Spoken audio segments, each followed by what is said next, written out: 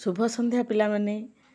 आज गोटे सुंदर कहानी रू ए भिडीओटी आरंभ करी। तमें पिलामाने जेतेबेले पढ़ी पढ़ी विरक्ति आसुची मनरे सेतेबेले गोटे गप शुणिब किंबा गीतटे शुणिब मन फ्री करिया पई। गप शुणिले कौन होबो ना, गपटी शुणिबा द्वारा तमें निजे बुझिल कहानी को बुझिबा सहित जदि अन्य आगे तमें प्रकाश कल तुमर कहिबार दक्षता बढ़िबो, तुमर एकाग्रता बढ़िबो एवं गप संपर्क में किछि नीति शिक्षा बा धारणा पाइबो।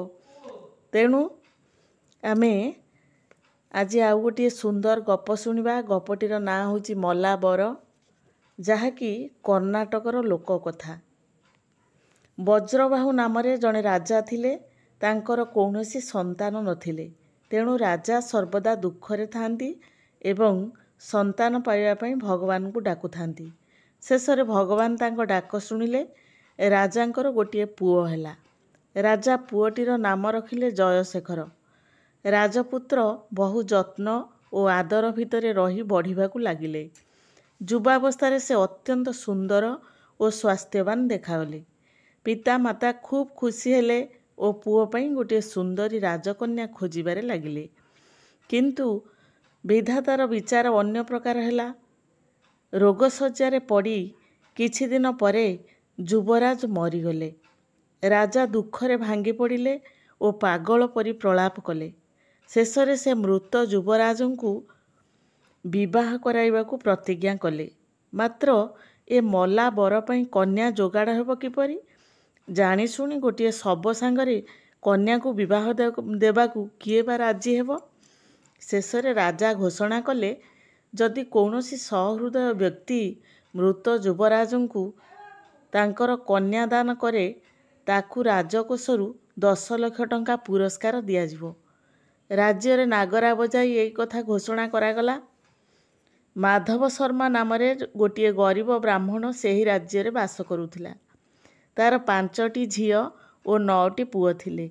से लोकमानकर श्राद्ध और पूजापाठ काम करी मासकू अल्प किछि पैसा पाउथिला। सेतिकिरे परिवार चलाइबा ता पक्षरे कष्टकर थिला। एपरिकी परिवार रे खाइबा मुठाको जोगाड़ करिबा ता पक्षरे असंभव होई पड़ुथिला। जेतेबेले से राजांकर ए घोषणा शुणिला, से मने मने ठीक कला जे झियो मानक भितर जणकू नेई से राजांको पुओ सहित विवाह करिबो एवं 10 लाख टंका आनिबो। तार अभाव असुविधा किछि रहिबो नाही। मात्र तार स्त्री सुशीला ए कथारे आदौ राजी हेला नाही। से कहिला, तुमे कथा टुंडरे धरुच किपरि? झियोटी पाई गोटे उत्तम बरपात्र देखि विवाह देबा कोन पितामातांकर कर्तव्य नुहे? मात्र माधव शर्मा स्त्रीर कथा जमा न शुणी जोर करी कन्या को नहीं राजांक पाखकू गला। शेषरे वैदिक रीति मृत युवराजंक सह से झियोटीर विवाह कराइला। तापरे युवराजंक शबकू श्मशान को नियागला। युवराजंकू मुखाग्नि देबा पई राजा निजर बोहू को आदेश देले।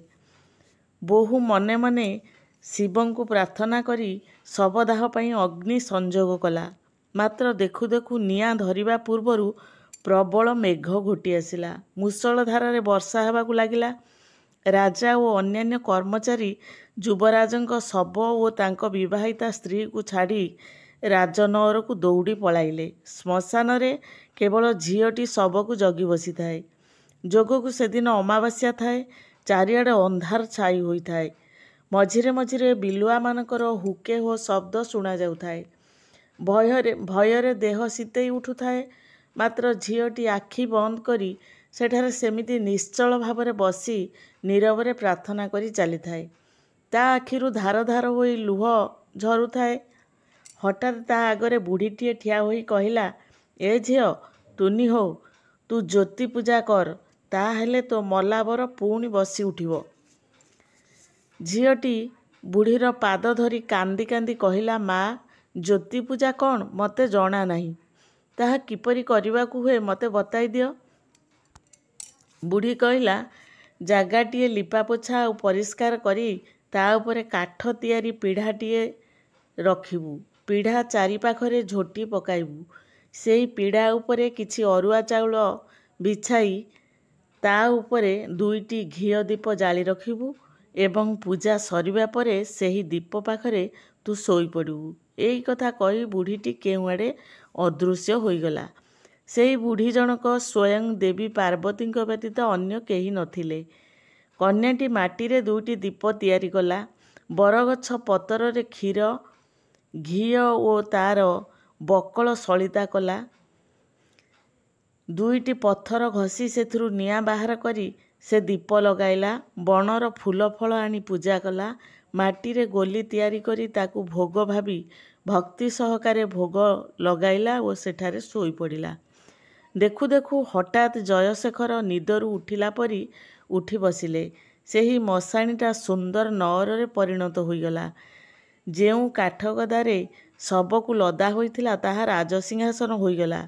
ଯେତେବେଳେ ରାଜା ଏସବୁ ଆଶ୍ଚର୍ଯ୍ୟ କଥା ଶୁଣିଲେ, ସେ ମଶାଣି ଭୂଇଁକୁ ଧାଇଁ ଆସିଲେ ଏବଂ ନିଜର ପୁତ୍ରବଧୂକୁ ଦେଖି ଆନନ୍ଦରେ କୁଣ୍ଢାଇ ପକାଇଲେ। ସେହି ଦିନଠାରୁ କର୍ଣ୍ଣାଟକର ଝିଅମାନେ ଆଷାଢ଼ ଅମାବାସ୍ୟା ଦିନ 2ଟି ଦୀପ ଜାଳି ତାକୁ ପୂଜା କରିଥାନ୍ତି। ସାଧାରଣତଃ କୁମାରୀ ଝିଅମାନେ ଉତ୍ତମ ସ୍ୱାମୀ ପାଇବାକୁ ଓ ବିବାହିତା ମହିଳାମାନେ ସ୍ୱାମୀଙ୍କର ଉତ୍ତରୋତ୍ତର ଉନ୍ନତି ପାଇଁ ପ୍ରାର୍ଥନା କରିଥାନ୍ତି। ପିଲାମାନେ, ମଲାବର ଗପଟି କିଭଳି ଲାଗିଲା ନିଶ୍ଚିତ କମେଣ୍ଟରେ ଜଣେଇବ। ପୁଣି ଆଗାମୀ ଭିଡ଼ିଓରେ ମୁଁ ଆଉ ଏକ ନୂଆ ଗପ ସହିତ ତୁମମାନଙ୍କ ପାଖକୁ ଆସିବି। ରହିଲି, ଆଜି ପାଇଁ ଧନ୍ୟବାଦ।